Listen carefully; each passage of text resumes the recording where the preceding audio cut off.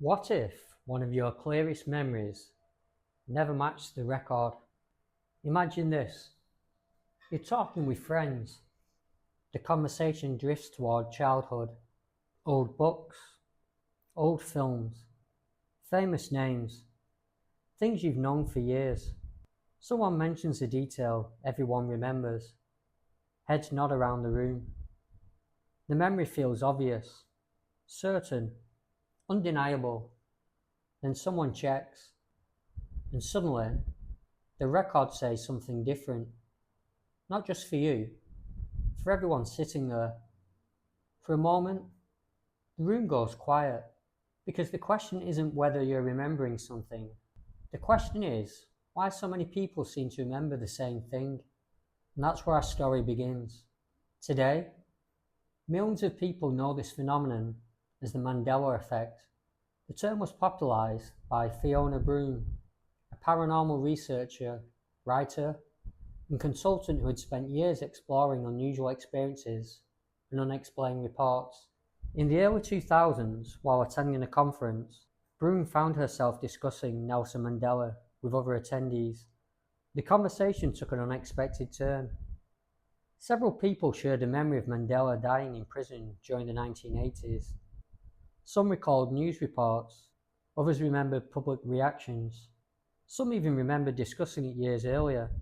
Yet records show Mandela was released from prison in 1990, later becoming president of South Africa and remaining a major public figure for decades afterward. What fascinated Broome wasn't the discrepancy itself, it was the number of people reporting a similar memory. The experience stayed with her. In 2009, she launched a website dedicated to discussing the phenomenon and collecting reports from others. The response was enormous. People from around the world began sharing their own experiences. The Mandela Effect quickly became a global discussion. As the reports accumulated, certain examples appeared again and again. Many people recalled the Fruit of the Loom logo containing a cornucopia. Others remembered the Monopoly mascot wearing a monocle. Some remembered the children's books as the Berenstain Bears. Others recalled hearing "Mirror, mirror" on the wall, or "Luke, I am your father." There were reports involving geography, historical events, famous quotations, brand names, film scenes, even personal memories. The internet amplified the discussion. Entire communities formed around comparing experiences and searching for new examples. For some people, the Mandela Effect became an occasional curiosity. For others, it became a genuine mystery. Naturally, researchers became interested. One line of investigation focuses on memory itself. Psychologists have spent decades studying how memories form, change, and interact with other information over time. Researchers have explored subjects such as collective memory, memory reconstruction, suggestion, expectation, pattern recognition, and social influence. Some studies have found that groups of people can independently recall similar details that are not present in original sources. Others have examined how language, repetition, and cultural familiarity can shape recollections. From this perspective, the Mandela Effect may offer a fascinating window into the complexity of human memory and how people build a shared understanding of the world around them. Yet the Mandela Effect has also inspired very different interpretations. Some have wondered whether it reflects overlapping timelines or alternative realities. Others have proposed branching histories where different versions of events somehow intersect. Some discussions explore the idea of parallel universes existing alongside our own. Others point towards simulation theory, asking whether reality itself might be more flexible than it appears. Within paranormal communities, some have suggested that consciousness may play a larger role in reality than we currently understand.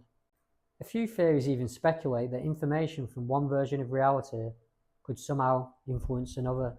These ideas remain highly debated, yet they continue to capture attention because they attempt to answer a question many people find difficult to ignore.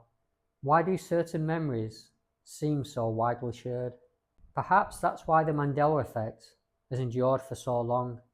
At first glance, it appears to be about logos, movie quotes, book titles, small details, but beneath those examples lies something much larger: memory, identity, perception, and the stories we tell ourselves about reality.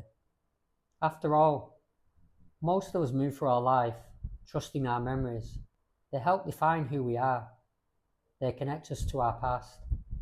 They help us to understand the present. So when a memory feels completely certain, yet another version of events appears alongside it, the experience can be surprisingly powerful.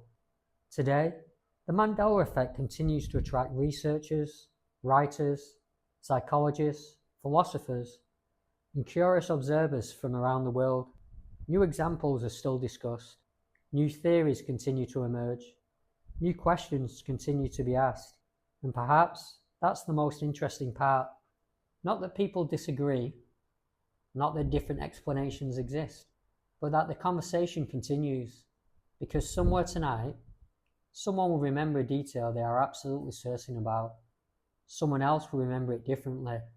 A search will begin. A debate will follow. And once again, the mystery will return. Perhaps the Mandela Effect reveals something profound about memory. Perhaps it reveals something profound about reality.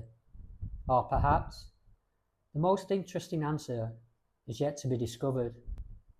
If your memory and the evidence disagree, which would you trust?